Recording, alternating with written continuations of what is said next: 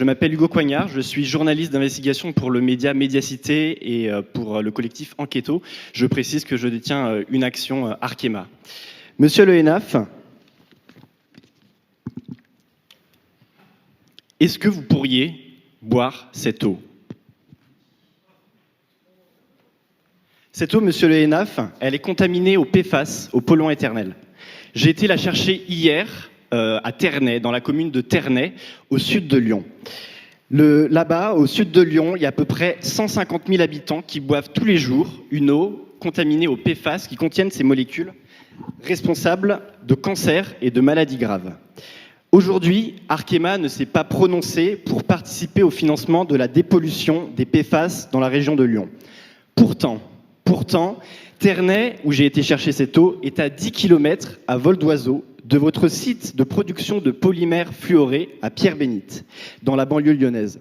Depuis cette usine, d'après l'inspection générale de l'environnement, vous avez rejeté dans le Rhône des tonnes de polluants éternels, 3,5. Il y a un champ captant d'eau potable à Ternay, à 10 km à vol d'oiseau de votre usine, qui est alimenté par le Rhône, d'où vous déversez vos PFAS. Et ce champ captant d'eau, il est aujourd'hui contaminé. C'est cette eau que je tiens aujourd'hui ici. 200 nanogrammes par litre de PFAS dans l'eau. C'est le double, monsieur le Hénaf, de la norme européenne. On retrouve dans cette eau de grandes quantités de résidus du 6,2 FTS, le PFAS que vous avez utilisé et que vous promettez d'arrêter d'utiliser à la fin de l'année. Mais c'est déjà trop tard pour la pollution qui est aujourd'hui tout autour de votre site industriel, qui est dans les sols, dans les œufs, même dans les légumes, 156 fois la norme, au-dessus de la norme pour les carottes. Alors, monsieur le Hénaf, Médiacité a tenté d'avoir un entretien en bonne et due forme avec vous. On a sollicité cet entretien que vous avez refusé. C'est pour cela qu'aujourd'hui, je me présente ici devant vous pour vous reposer la question. Monsieur le PDG, est-ce que, oui ou non, Arkema va participer au financement de la dépollution des sols et de l'eau pour près de 200 000 habitants au sud de Lyon? Je vous remercie.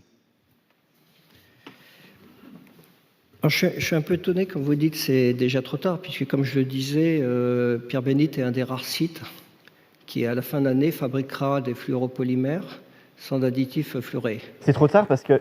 C'est trop tard, monsieur Léa, parce qu'il y a toujours une pollution. Un dialogue, c'est une assemblée générale.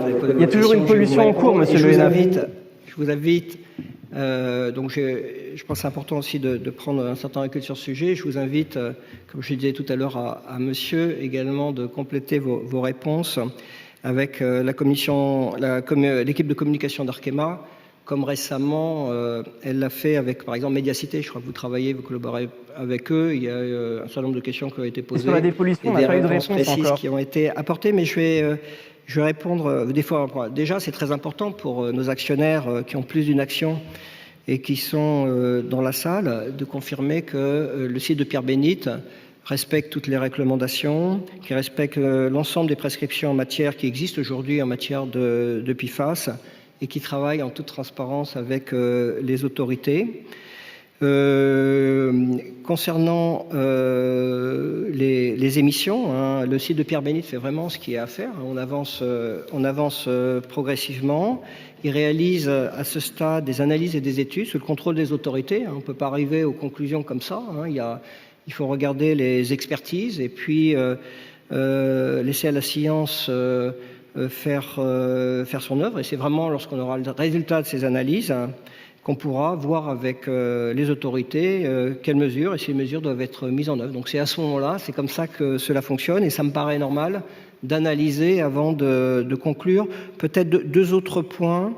C'est important de ne pas confondre la réglementation qui est applicable au rejet d'usine et les normes qui sont applicables à l'eau potable. Ça, je pense, c'est un point important.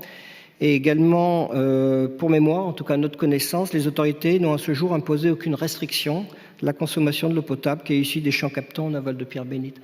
Donc voilà ce qu'on peut répondre, mais n'hésitez pas, on essaye vraiment d'avoir un dialogue en toute transparence avec les parties prenantes, et n'hésitez pas à demander à l'équipe de communication qui est en liaison avec le site pour compléter ces réponses qui, à mon niveau, sont encore un peu générales. Voilà. Excusez-moi, monsieur le Hénaf. S'il vous plaît, vous pouvez. On voudrait savoir si on peut avoir un entretien en bonne et due forme avec vous, monsieur le Hénaf. Est-ce qu'on peut avoir un entretien en bonne et due forme? Il s'agit de questions d'utilité publique, monsieur le Hénaf. S'il vous plaît, vous voyez que les Et services de quand est-ce que communication- vous répondrez Monsieur, aux est-ce que vous habitants voulez- pour... Je vous invite à aller voir les services de communication, non? Oui, mais les services de communication, justement, ils ne permettent pas d'avoir un entretien avec monsieur le Hénaf. Monsieur le Hénaf, on pourra avoir un entretien avec vous ou pas? Bon, s'il vous plaît, on Bon, S'il vous plaît, monsieur. très bien. Pardon, madame.